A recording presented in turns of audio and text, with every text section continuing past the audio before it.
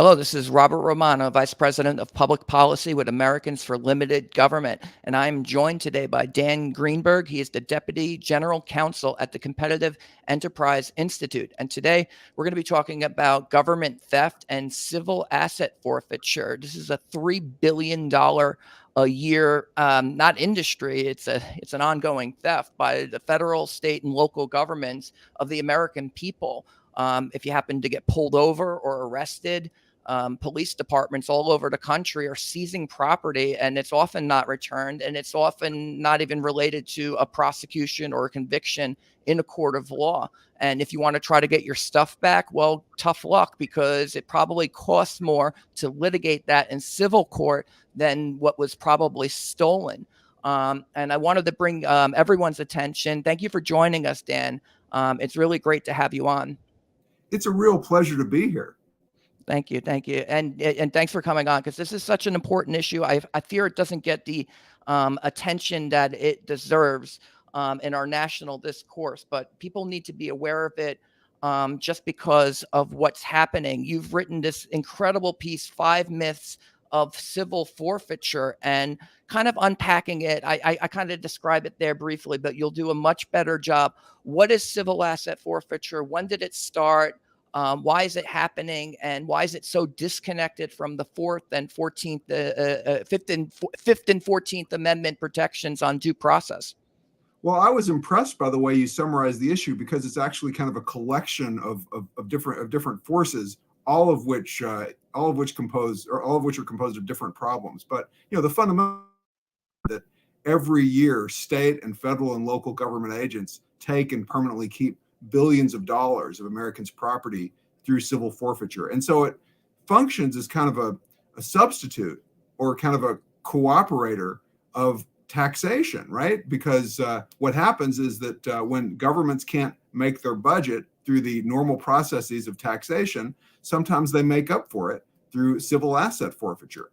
And so you have a system where civil asset forfeiture, the money and property that is taken from, for instance, people who are pulled over by the side of the road, that functions as a kind of substitute for taxation, and in many cases, the gains from civil forfeiture make up part of the budgets for police officers and prosecutors, and so they come to understand it as not just a crime fighting policy. They come to understand it as kind of a budget creation, or a budget supplementing policy, because it reduces the taxes that policymakers would otherwise have to levy and so forth. And the difficulty comes when you have cops and prosecutors focusing more on capturing the big bucks and not capturing the bad guys.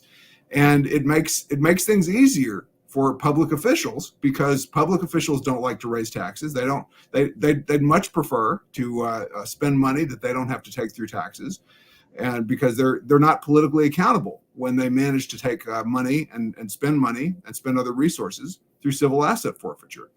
Obviously there's a huge tension between this type of this kind of civil forfeiture and the rights of people, because it allows police officers to seize property, and that seizure typically only requires probable cause. It doesn't require anything like proof in a court of law. And what ultimately happens in most cases, in the majority of cases, is that the property is first possessed by law enforcement authorities, and then its ownership is shifted through court judgments. And most of the time, the people who originally owned the property don't even show up to contest the forfeiture, because it's too expensive to pursue their property.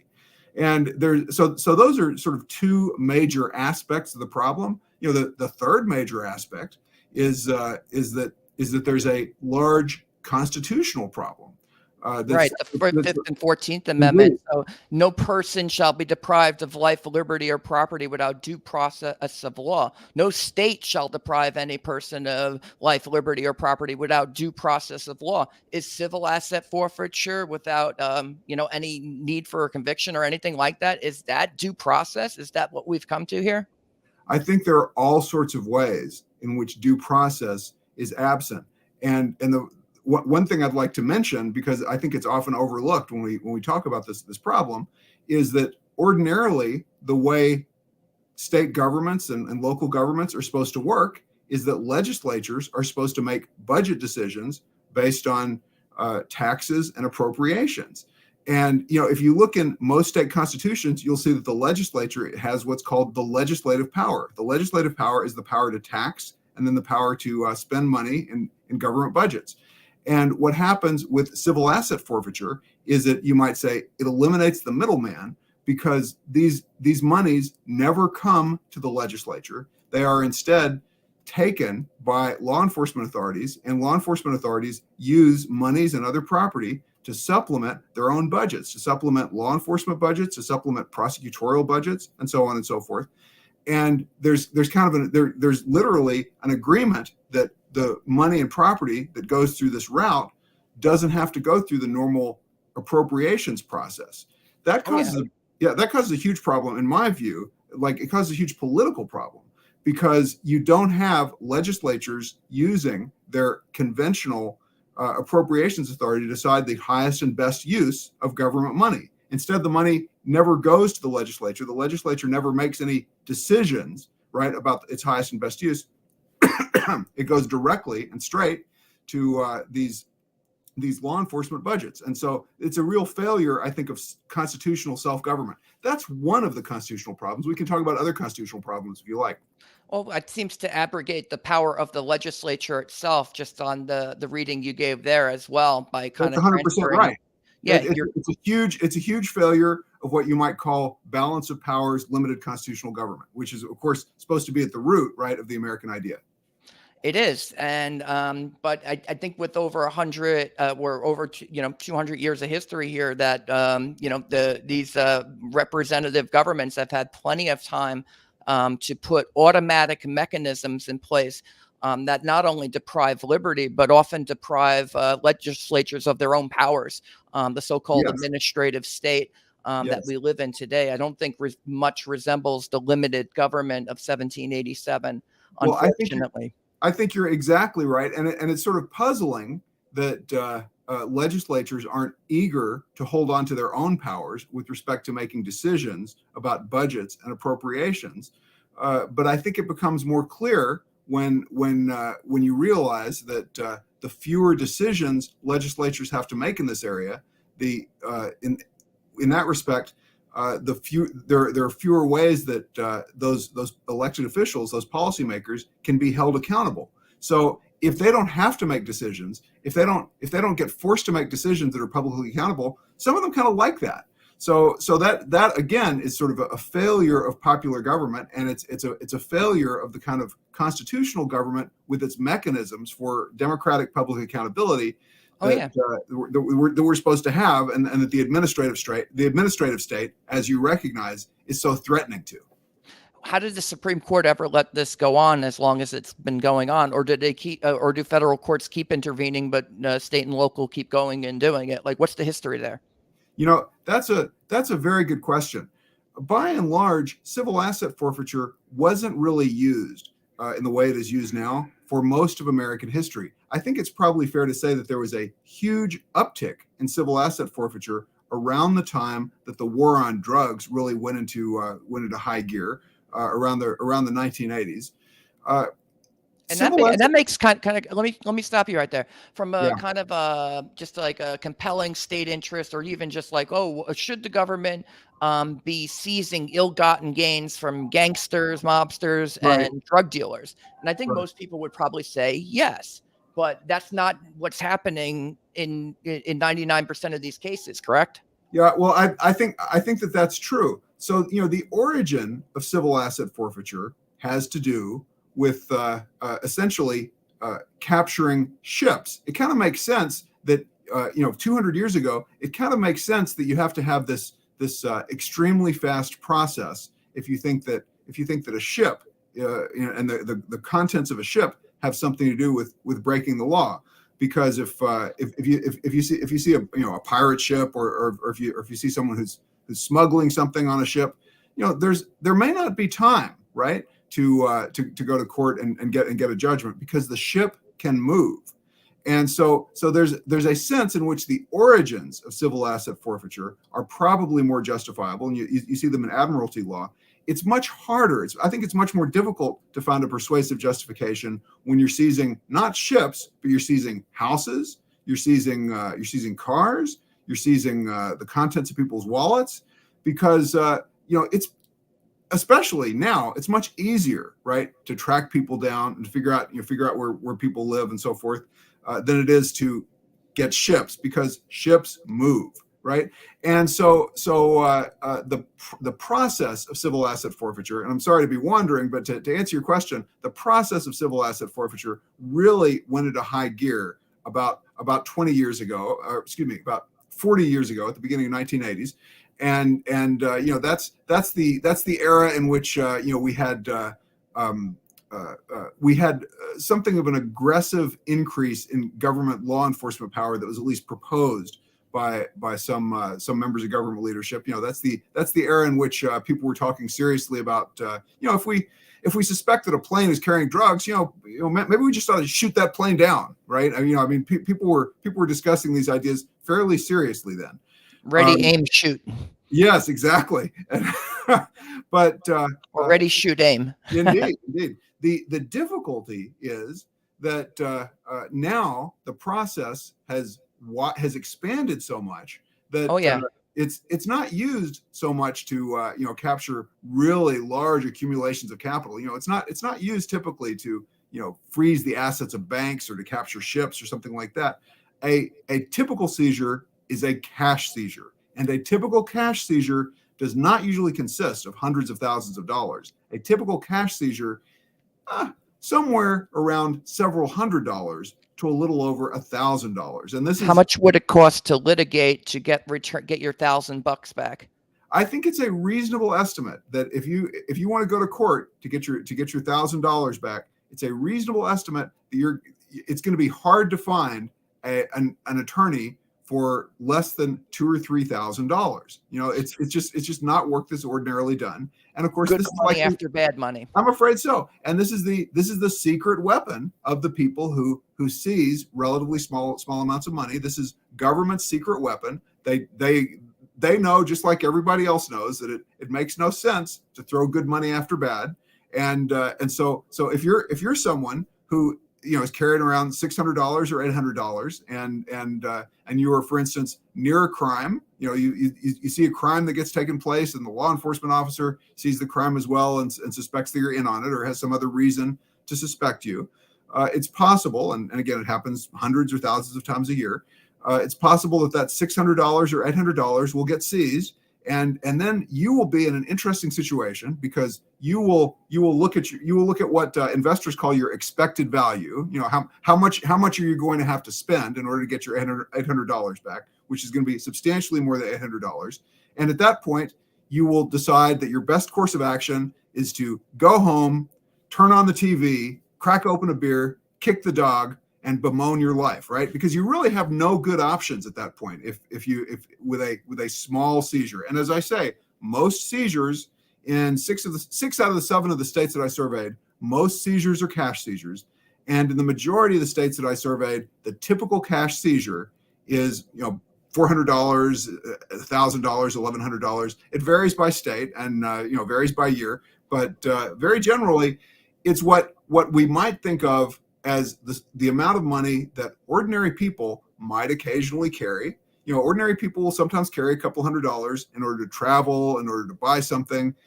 There are all sorts of business-related reasons where people will carry a substantial amount of money, several $1,000s, if they want to go to certain types of heavy equipment auctions, like auto auctions, because there are certain businesses that don't take checks and so forth. Don't carry cash. The government might steal it from you. And apparently they're stealing more. The government's stealing more money from people than burglars are. At least in 2015, that was true. This is law enforcement took more stuff from people than burglars did last year. Christopher Ingram, I think, citing FBI crime reports and Institute for Justice, they say. And this is from Wonk Blog. And then I found a more recent report from the same Christopher Ingram. He says that cops still take more stuff from people than burglars do. This was just a few months ago, December 2021. And so still billions of dollars a year. Every year, the government's taking more from people than Well, burglars are. as, I, uh, as Sinead O'Connor once famously said, you have to focus on the real enemy, right? And so it's it's quite disturbing that the people who are charged with enforcing your rights are, with respect to some property owners, actually more threatening than the burglars, whose line of work is to take your money. Because obviously, when police officers take your money, they don't go to jail, they're not deterred, and in fact, there are certain incentives, right? There are certain incentives for law enforcement officers and prosecutors to take people's money, because it goes to budgets, right? It can be oh used yeah, for budgets, and ultimately those budgets sometimes get used for raises. And law enforcement officers and prosecutors, they are recognized for their good work if and when they increase occasionally, I think fairly often, more often than they like to admit, certainly, they are recognized for their good work when they increase their rate and quantity of forfeiture.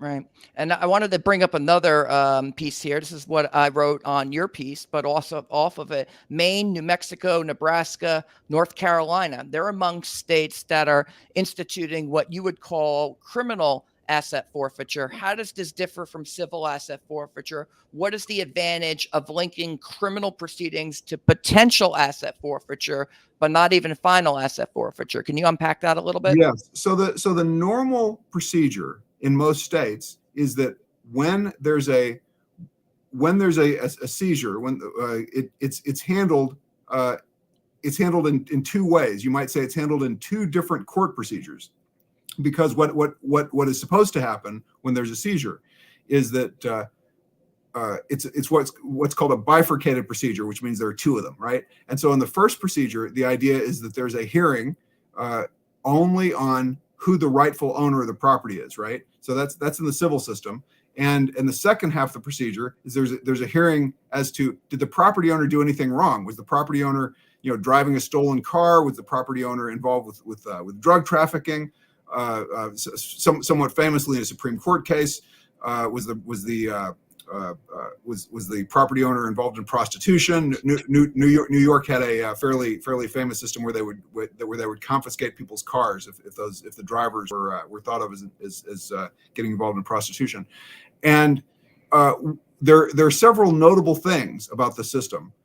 The first is that it often happens, and not rarely, but quite often, is that you only have the civil procedure. The government only carries out the civil procedure, which is to say the government only looks at who owns the money and tries to get the government to own the money itself. And then the government just sort of forgets or ignores the fact that, gee, they could carry out criminal proceedings against the person as well. It often happens that people, by the side of the road, they're told, okay, we're going to seize your money, but we're going to let you go.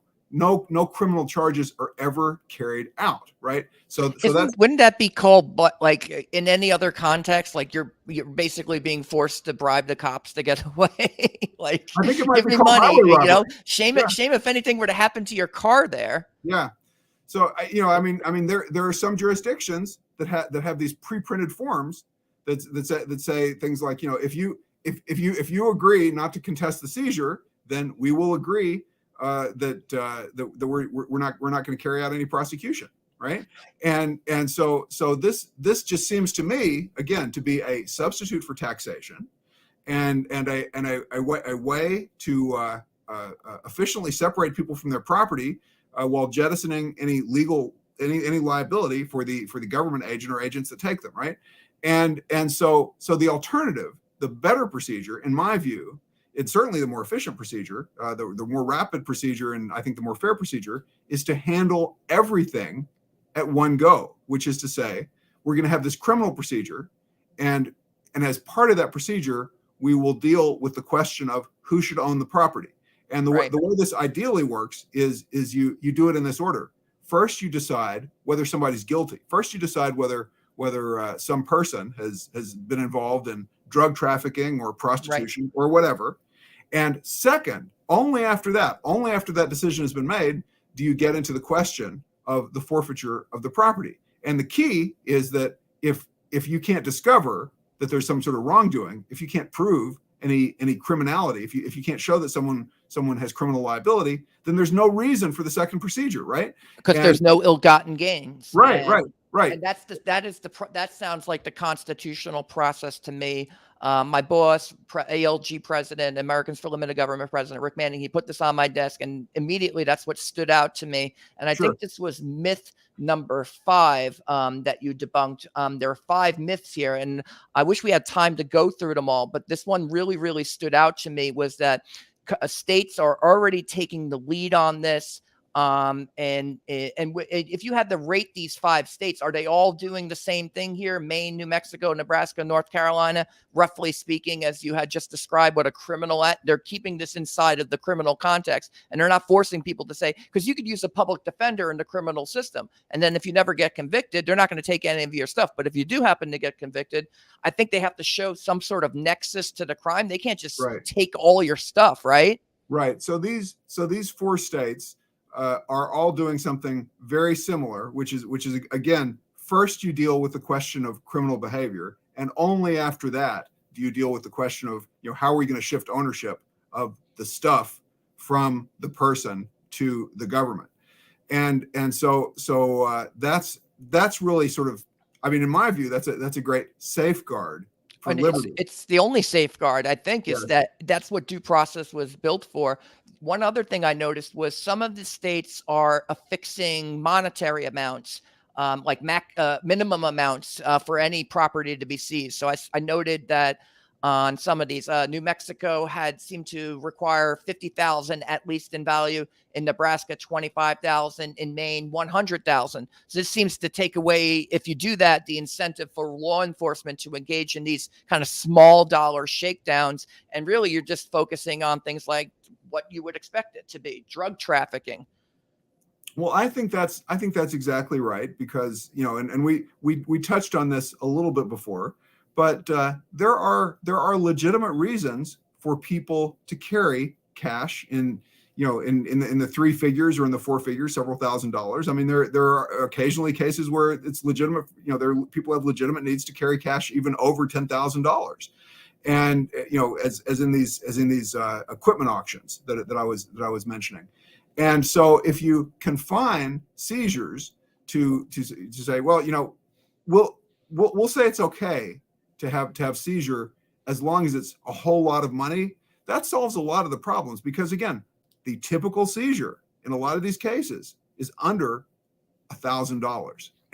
And these can arise from being pulled over. It could arise from whatever, a drinking ticket or even something like that, or just loitering. Like, it doesn't matter why you're getting pulled over or why they're stopping you. It's just that encounter occurred, and suddenly you're on the hook for whatever the heck they take away from you.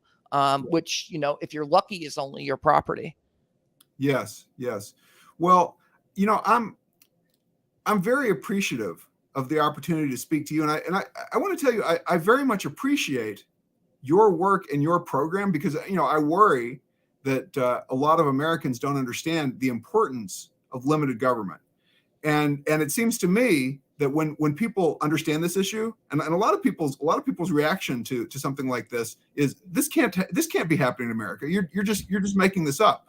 But I think that the prevalence of civil forfeiture to the tune of billions and billions of dollars a year really sort of wakes people up and makes people think a little bit about what the proper role of government is. And that's something that I think your organization and your mission is crucial for. So I appreciate what you do. Well, thank you. The Constitution, that is the limit on government. And so I love to see the states kind of springing into action here to kind of restore not only balance of power between legislative and executive. That's important. Article 1 on the federal side definitely needs a lot of restoration. The administrative state is absolutely out of control. How does this manifest at the local level? I think civil asset forfeiture is one of those major ones. We've seen other, I think, advances in this area with criminal justice reform and things like that. So maybe there's a way to kind of piggyback onto that with things like civil asset forfeiture. Do you think that Congress, thinking out of the box here, and I'll ask you kind of a constitutional question. I'm not a constitutional lawyer, we did take constitutional law at Stony Brook University, Yeah. just as kind of a part of the political science program there. But under the 14th Amendment, Congress has the power to enforce equal protection. Could Congress do a force criminal asset forfeiture on the states? Might that be, would that be a proper exercise of their powers under the 14th Amendment, or a possible one? Like, is this something that Congress could get involved with? Is the federal government already involved? I note that equitable sharing seems to be an ongoing concern with when the state and local are turning over, I guess in federal drug crime cases or something like that, the property to the federal government. But beyond what the Justice Department is currently doing, couldn't Congress regulate the states and just put this thing to bed? If the Supreme Court. Congress has the power to change civil asset forfeiture in all sorts of positive ways. And it's already created civil forfeiture programs that have changed civil asset forfeiture in all sorts of negative ways. Right now we're in the situation where Congress is kind of serving as, or where the federal government, I should say, is kind of serving as an assistant to these states, because the way equitable sharing works, that program that you referenced, is that you have someone from the DEA that local law enforcement works with, and law enforcement gives their money to the DEA, and Congress, and then the DEA kicks back about 75% of it to the local government. And sometimes this is used as a way to get around the protections that state governments have furnished towards property. And so it's this kind of odd dance where in some jurisdictions, have passed laws that prevent federal civil asset forfeiture from being especially destructive, and in other jurisdictions, the local law enforcement is extremely enthusiastic about working with the federal government, getting tips from federal law enforcement agencies to work in tandem so as to increase civil asset forfeiture. And so it's really a very tangled thing. There are bills and there are proposals in Congress right now. The what's called FAIR, the First Amendment, the Fifth Amendment integrity reform, I think, the FAIR Act, Fifth Amendment Integrity Restoration Act, I believe, FAIR Act. That has about 20 or 30 co-sponsors. It had more, I think, in previous Congresses, and that would regulate the federal government's conduct. I think that it's going to be very difficult to have a lot of progress until more states change their ways and more people focus on state legislatures. That's really the best way to address this problem, because there are certain respects in which the federal government can't really control state government's law enforcement practices, which, as a general matter, is all to the good. Now, here's another one that I was thinking about. Like, gee, what else could they do?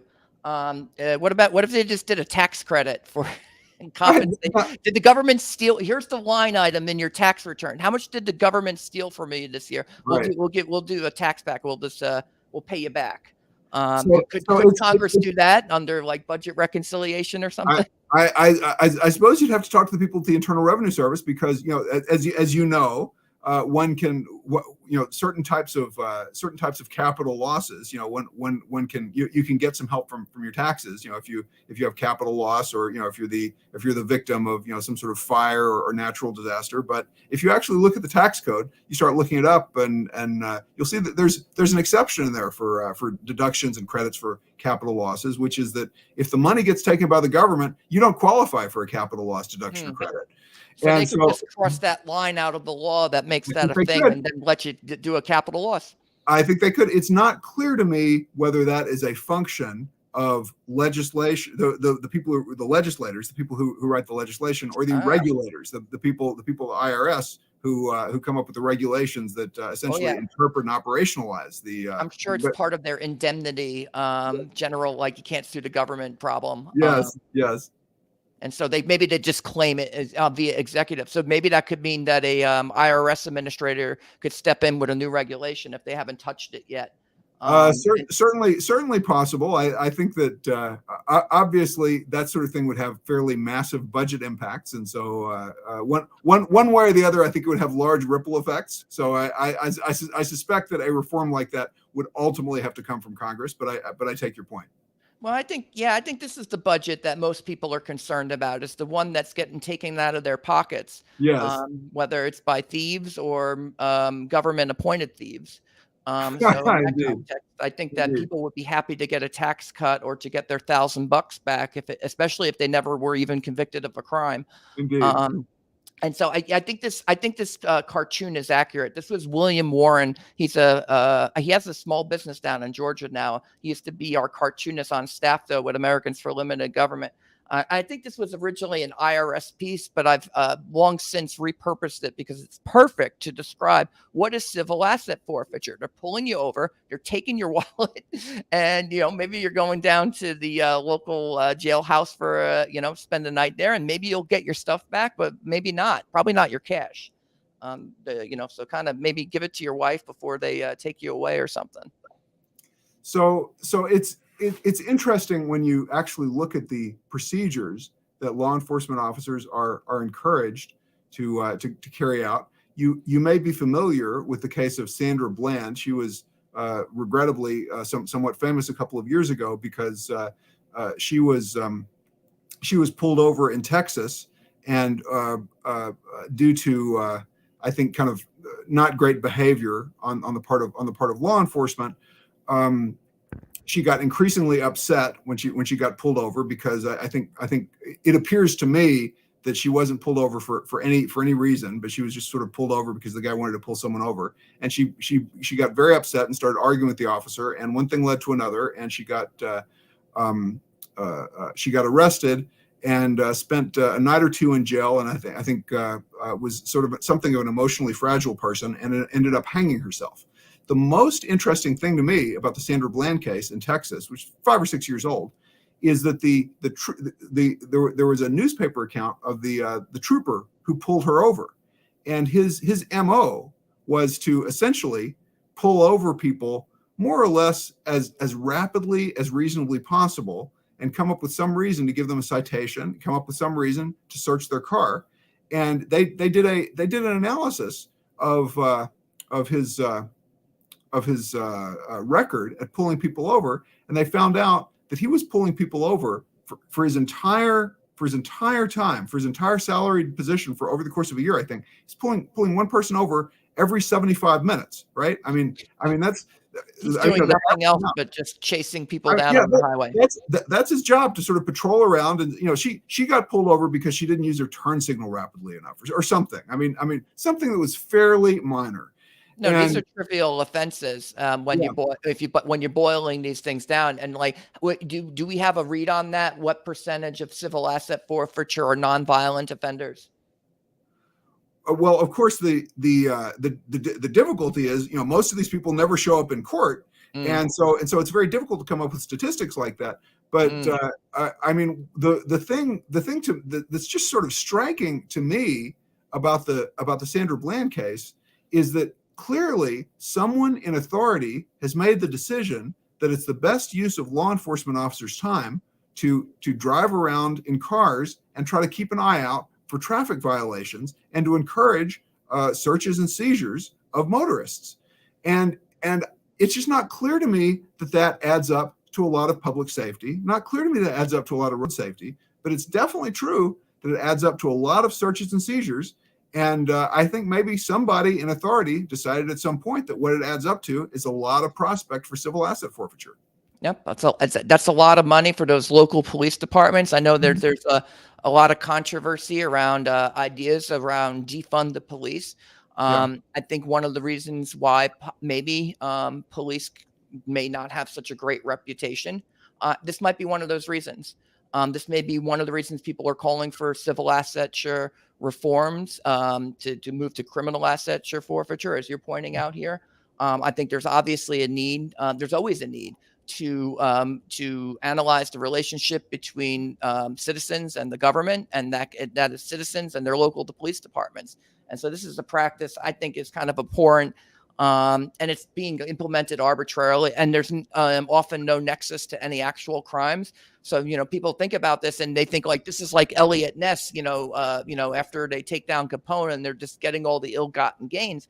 And I think kind of, in a crime drama that, that's probably what's portrayed too. So, maybe kind of popular culture will reflect the preference for having good policing to maintain law and order. And after 2020 and a lot of the riots, there's clearly a preference there.